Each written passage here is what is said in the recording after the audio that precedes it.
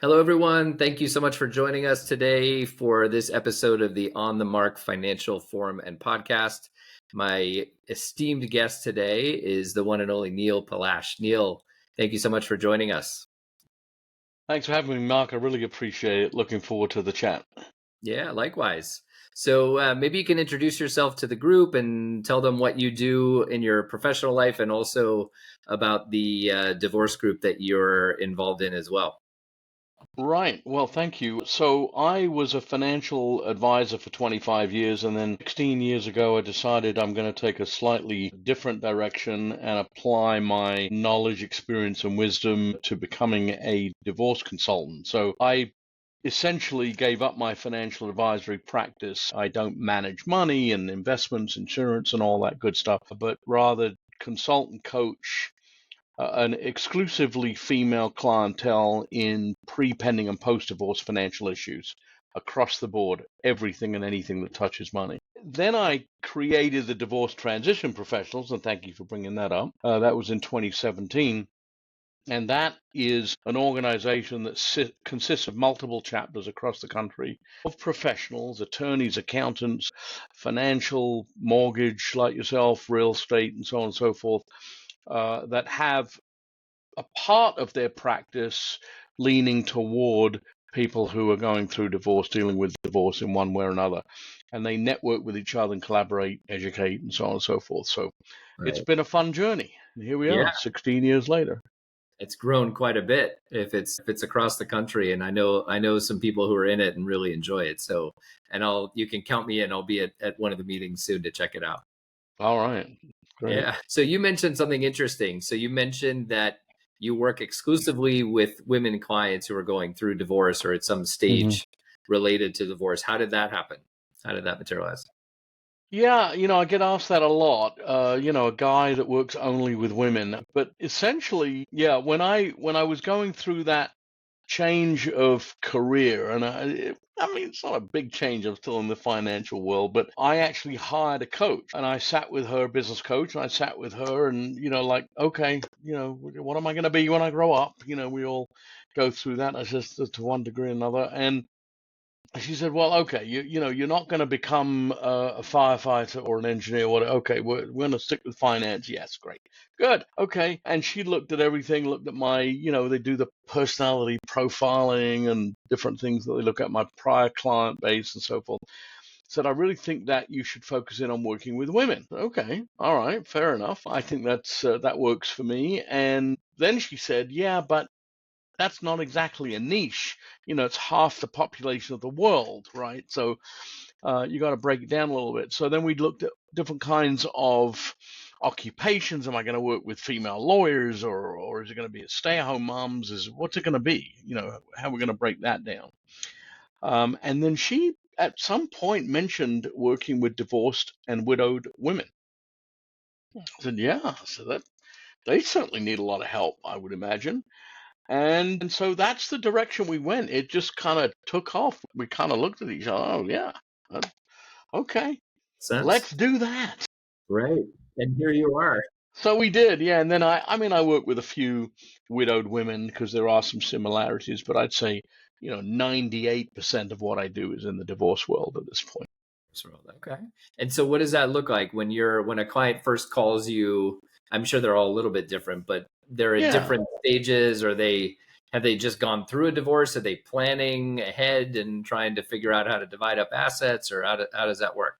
Yeah, you've got essentially great question. I mean, you've got the three stages, I believe. You've got the pre-divorce, the pending divorce, and the post-divorce, essentially, right? I suppose you could break down the pending divorce into different stages as they're going through it, but there's three primary stages. And I'd say about 35%, a good third, if not maybe 40 to 45% of my clients are pre-divorce. They haven't even filed yet. They've talked to some lawyers, mediators, and so forth, but they haven't made that decision yet to who to hire and which direction they're going. And they want to know about the financial part of it. If I go through this, am I going to be okay? Do I get to keep the house, or I don't want the house, or will I receive spousal support? Will I need to pay spousal support? Like, what's my situation probably going to look like? And we go through that process. So they'll hire me for 90 days, and I'll take them through a process of determining what that will most probably look like. No guarantees. I mean, Right. sometimes things, go sideways. And then often I'm kind of with them as they're looking to hire a lawyer or a mediator. Some of them are doing it themselves, but most of my clients are going to hire another professional. And Right. then we're bringing in all the other folks, oh, we got to sell a house, or we're going to keep that house, but there's a second house that needs to be purchased or rented. There's mortgage issues. There's financial getting into the asset split, like you mentioned. Most of what I'm talking about, and sometimes they don't need me at that point either. I mean, if they've got the other professionals in place, often I can just drop off and maybe come back on some of the post-divorce stuff. Right. Interesting. Yeah, I'm pleasantly surprised that many of your clients prepare that far ahead of time. I can't say it's the same for all of ours. Many times it's a call as they're going through it, or Right. just coming out of it and they want to buy a home, and Yeah. they're wondering how the decisions or the judgments, or however, whatever the situation was, how it's going to impact their ability to either buy a home or refinance or buy somebody out. Um, but yeah, and the marital residence is always a big topic, and we see people running into issues. Since you're in divorce, I'm in real estate and mortgages. Maybe we'll cross our paths here and Yeah. try to focus on, what sort of issues do you typically see and help people through as it relates to the home that they live in, or potentially other properties that they own. Yeah, and what you said, I mean, when somebody comes to me and they're pre-divorce, yeah, I mean, they're doing the planning and they're preparing, right? Right. But yeah, I have a lot of clients who they're about to finish and they get referred to me, and then their filings get done and they're divorced and assets are getting split, and they're like, okay, now what do I do? And sometimes it's problematic, like you're saying, right, that they didn't do any preparation, and now we're kind of like, oh crap, well, credit is not what it should be and needs to be. Income could be an issue, right? I mean, those things that now unfortunately, we've got a fair amount of increase in divorces of the gray generation, if you will, graying, the silver divorce, the gray divorce, whatever it is. And so then in your business, there's an opportunity to look at the reverse mortgage, if they're over 55, and particularly if they're over 62, right? Right. When I'm looking at the real estate, I'm just looking, right? I'm not real estate licensed. I'm not mortgage licensed. I don't handle any of those. But I'm going to bring you in, or maybe you already exist. Maybe you're already a professional, and then I'm just going to work with her existing team, and I'm going to give you all of my information, and you're going to gather your own, of course. But I'm going to, hey, here's our budget, and here's the cash flow. We've done some work on the taxes and what that might look like, and here's the divorce decree, and it shows that she's going to receive spousal support, child support, and so forth. And talk to you about the credit and work as a team. Now, Right. in that situation, you're the expert. I'm in that area, right? I mean, that's why you're at the table. In most situations, I act as more of a generalist, right? Because I'm not the guy selling. Yeah, I mean, I'm just looking at all of the different situations and then saying, okay, let's create this team. Because a lot of situations like this, the woman does not have the professionals on her speed dial. Right, the guy had those it depends, of course, on the situation, but in many cases, because it's his college buddy or the golfing buddy or whatever it is, and so now we got to build a team for her. She needs a mortgage professional and a real estate professional and an accountant and financial advisor and so forth. But yeah, I mean, with the mortgage and real estate side of it, I mean, it's a big deal, right? Because it's often the largest asset. Right. Right, so they're sitting here, especially in Southern California where we are. They got that little house on a street and it's worth $1 million. Right. You Yeah. know, somewhere else it's worth 300,000. Not here, worth 1 million, 2 million, 3 million, right? Yeah. Um, Those so numbers are normal. Those numbers are normal. But yeah, I agreed. That's usually the biggest asset and the one that people, in my opinion, from what I see, the ones that they make the most mistakes with as far as how to deal with it. right. Especially what we find is amicable divorces cause the most problems because Mm, everyone assumes that the other person is going to uphold what they did during their time together, and sometimes that doesn't happen. If you stay, for example, the common one that we get nowadays is, well, the mortgage is at 3%, so we agreed to leave it alone in both of our names and just let it be because we don't want to refinance to current rates, which as of the time of this recording are in the sixes. So you're theoretically doubling your interest rate. Nobody wants to do that if you don't have to. But the problem is that if you don't separate the finances, your credit's tied to each other. And if one person is technically responsible for making those payments and they don't, it affects both people's credit. And sometimes you have that issue, or maybe you've come across this, but we've had other situations where maybe it's not so amicable and people are getting in their ear and telling them, well, don't pay the mortgage because then it's going to look to a judge like you're the one that should continue paying it. mm. And then their credit goes south and then they have to spend however long after that repairing it. And late mortgage payments, trying to get a new mortgage when you have a series of late payments for any reason is not so easy to do. That can take years to recover from. Yeah, But do you exactly. see that type of situation as well with amicable or non-amicable divorces where they make those types of mistakes? Yeah, and sometimes they decide to do that. That they decide that they are going to keep the house, and like I just finished work on a divorce, and there was a mediator involved, and I didn't have anything to do with. I never have anything to do with writing the agreement or anything like that, but they said, okay, we got kids that are a certain age, and so we're going to go until the youngest one's 18. I think it was 5 years from now, and then they're going to sell the house and split the equity and so forth. um, and it was one of those situations where the mortgage was like 2.75, Right. and they probably could have refinanced, but she wanted to stay in the house. It wouldn't have been really affordable. There would have need to be more spousal support paid. It was like they both agreed. Now, it's been a matter of a few months. I mean, who knows where we're going to be a year down the road. Fortunately, even though she's the one receiving the spousal support, there was a fair amount of assets, and there was already a situation just as they were solidifying the MSA to talk about who was going to handle the mortgage payment, and he didn't make the mortgage payment. There was more of a misunderstanding. It wasn't like, well, I'm not making the mortgage payment, you need to make it. It wasn't mean spirited, but she caught it, and she has the assets and paid the mortgage. And we talked about it. I said, yeah, get that thing paid. Yes. Like, you don't want it to be late. You certainly don't want it to be 30 days late.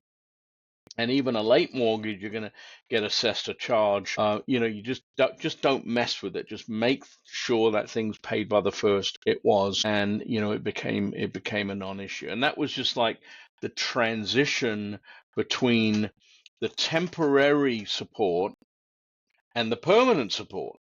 Right. And when's the check coming? Because he was paying things directly, and then now the deal is, no, you're not paying it directly. You're paying me spousal and child support, and I'm paying it. So it Right. was it was when that crossover happened, and the payment didn't get made, Right. or it was Yeah. about not to get made. Yeah. And when you're in those transitional moments, those things can get missed, and that's when you really have to be careful because, again, those late payments will haunt you for a long time. A Oh lot my of goodness. programs Yeah. don't allow you to get a new mortgage if you have any late payments in the last 12 to 24 months, even if you Yeah. made the payment on day 31. And there's a Yeah. reason why. I mean, there are some exemptions from that where you can give a really good explanation and tell how you resolved it, and then it becomes an Hmm. underwriter's discretion. But in general, you want to be really, really careful with that mortgage payment, not have a standoff, because if there are assets to make the payments with, you're going to be much better off paying it, even if you end up having to stomach the full bill for a couple of months just to get through that transitional period. You really don't want that on your credit history. It's not just that, it's a credit score, which can be impacted potentially for 7 years beyond Right. the initial late payment. And that'll affect theoretically both. But one thing I think people don't understand is whatever agreement, if you're both on the, if the both spouses are on the loan and you have a private agreement through your divorce that person A is responsible for the payments, not person B, the lender could care less about what agreement you have between the two of you, because you've both signed on that loan. So you're both ultimately equally responsible to make sure that it gets paid and paid on time. Otherwise, you're both going to suffer the consequences. So That's right. that's where I think there's somewhat of a disconnect. And we've heard that before from clients who have called us and said, I'm having trouble getting a mortgage. Somebody referred you, there's late payments, several late payments on the mortgage, but it wasn't my responsibility. I even have a court document recorded with the court that says I'm not required to make it, but Yeah. according to the They don't lender, you care. are. Yeah, Yeah. no, No, they want no. to enforce the mortgage. So we run into those issues periodically. What sort of experience have you had as far as, let's say there's one working spouse and then you have the non-working spouse? In my experience, and maybe this is just because we get these calls from people, it's oftentimes the non-working spouse that ends up with the home, Mm. but they have difficulty qualifying for a mortgage because they're not working, and banks are very much driven by income. But do you run into that issue? Yeah, definitely. It is often that way, and the part of the problem, of course, yes, okay, I may not, I don't have any working income, let's say that non-working spouse.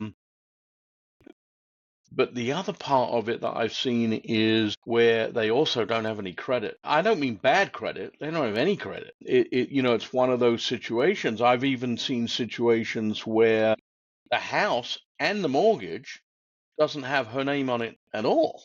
Right. And it may be community property. I mean, it is, in many cases. But she hasn't even gained any credit worthiness as a result of the mortgage payments that have been made and her name's not on title. I mean, you've got some situations out there where you've got guys, and I know that this is a little bit, probably considered a little bit sexist, but nevertheless, it is often the male who has all the control. And so now, how does that happen? Like, how does that person stay in that house? And often it's mom and the kids, right? Right. And it's extremely difficult. I mean, how do you deal with that? How do you, let's say that there's even significant income going to be coming from spousal and child support. Mm-hmm. Well, it's Can a that be combination. considered? It can be, yes, but the problem is that usually when you file the final divorce papers, that transition needs to happen kind of at the same time for the most part. But with most traditional underwriting, they want to see receipt of that spousal support for a period of time before you can use it as income. Usually Hmm. 6 months, give or take, sometimes less, but it would be our job at that point to try to find a source of funding. We have lots of different programs and lenders that we work with to source our loans. Hmm. But we'd have to find one that's okay with maybe the fact that nothing has been received yet. And the issue with that is that the lender is just kind of hoping that the person who's obligated to pay is actually going to pay. That's why they want to see, 6 months ideally of payments. But usually that transition happens when at the same time that the spousal support is supposed to start is when the home transfers at the same time. So Hmm. if you don't have that history and you're trying to refinance and potentially close on the same day that everything gets officially recorded with the divorce, it's really difficult to do that.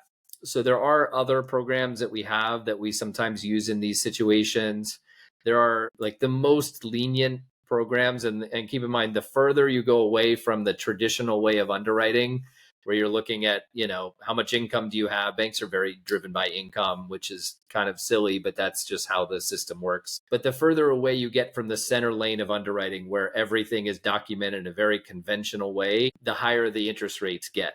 So there are programs on a wide spectrum that we utilize in these situations, some of which don't require a statement of any employment or income.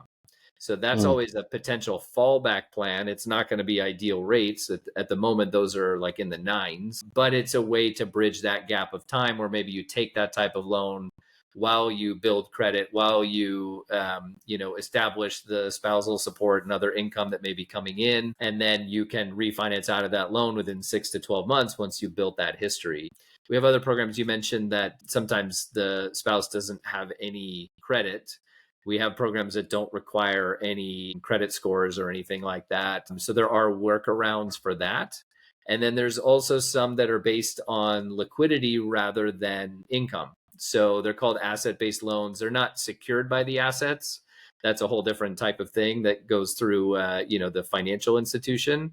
But there are loans that get approval based on how much you have in liquid assets. And there's a couple versions of it without getting too technical. One of them has an algorithm that you divide the amount of assets you have by a certain number, and that determines how much income per se you can add to a loan application to add to any other sources of income you have.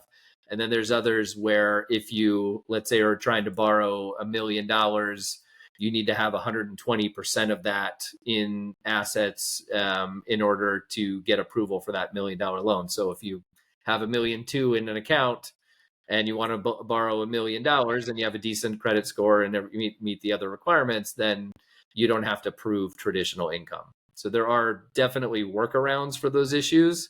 But again, the more complex the way you get to the approval, usually the higher the interest rates. Asset-based loans are actually not so bad. Right now, they're probably maybe 0.5% above market rate for a conventional loan. So not so bad. If you have to go to one of the programs that has no credit history at all, or potentially one that doesn't require employment or income, you're going to pay a bit of a premium. But the idea is that those are really short-term plugs just to get you over that hump, and then you refinance into a more traditional loan.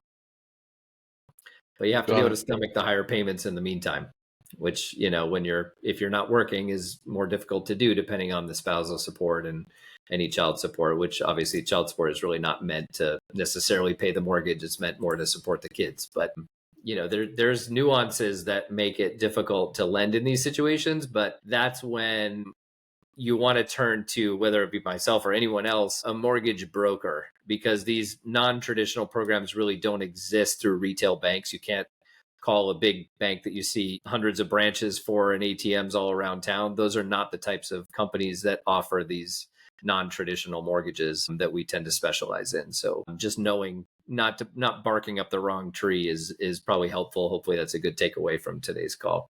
Yeah. Definitely. So we run into these situations a lot, and we have to thread the needle and figure out exactly how to dance around each client's unique circumstances, because I'm sure you would agree, you see it every day. Every situation is different. Every client profile is different. Some have more assets, some have, both working spouses, some are only one working spouse. So they're all unique in their own way. Agreed. So yeah. So I always like to end these sessions asking, if there's one thing you wish everyone going through a divorce would know or do, that you kind of, hang your head for a second and be like, God, I wish everyone knew that they should be doing this. What is that? Mhm. What is that one thing? Well, so if you don't mind me doing this, I'm going to make it two things. Of course, you got it. There's no rules here. And I know you're going to kind of go, well, yeah, well, of course, the first one. But honestly, I feel sometimes people, I really want to, I'd like to see people stay married, right? I know that sounds like very, like, well, yeah, of course. I mean, look, nobody gets married. Everybody gets married with the idea that we're going to stay married, right? And it's a sad situation. I don't make any judgments about the fact that they are getting divorced or have made that decision. And certainly, um, I'm never going to be aware of all the different things that went on in their marriage. It's none of my business. They share that stuff with me. I'd say that the one thing is beyond that is do your due diligence. right? This is not what I hear a lot is, and I'm not saying not to hire a lawyer. You should hire who you need. No question about that. But this idea that, oh man, I'm gonna go get myself that lawyer, and she is gonna crush my spouse. Rah, rah, rah. I'm gonna make sure that he gets nothing, that she gets nothing. I'm gonna take the kids away. That anger that goes into that decision. I'd like to see people just